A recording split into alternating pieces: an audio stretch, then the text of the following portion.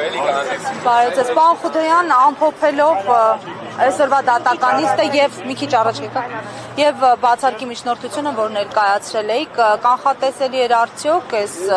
մերժումը, ինքը մատնանշեց հանգամանքը, որ դեռևս հնարավոր չէ գնահատել այդ ապացույցը, որքանով էր օբյեկտիվ այս առարկությունը եւ առհասարակ միջնորդության մասին։ Մենք իրականում վերջում ժամանակ չունեցանք, որ այդ հարցին հայտարարության տեսքով անդրադառնանք։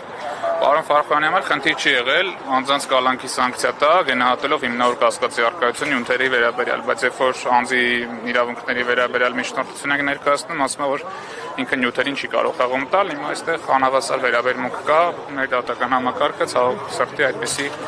անոմալիաներ ունի։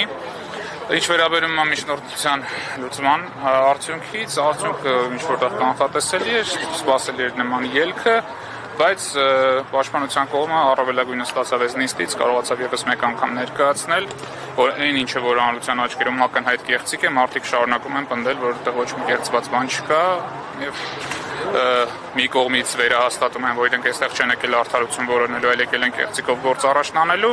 մյուս կողմից դա այս դատական նիստի արձանագրությունը շատ հարմար ապացույց է այս անձանց ապագայում քրեական պատասխանատվության ենթարկելու համար։ Պարոն Խուդոյան, դատական նիստը բավականին լարված է անցնում, դատախազները սուր են ընդունում, փաստաբանների բերած հիմնավորումները երբեմն որպես անձնական վիրավորանք են այս ամենն ընդունում։ Ինչի հետ է այս ամենը կապված, ինչով է պայմանավորված ըստ ձեզ։ Փաստաբաններից որևէ մեկ անձնական վիրավորանք չի հասցրել դատախազներին, սակայն եթե իրենք այդպես են ընդունում, նշանակում է իրենք իրենց գործողությունների մեջ կասկածներ ունեն,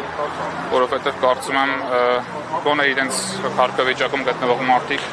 թեկուզ եւ շարունակում են անել, բայց իրականում հասկանում են ինչ են անում,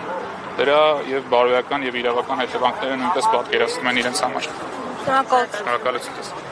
168 թեմի հարգելի հետևողներ, այս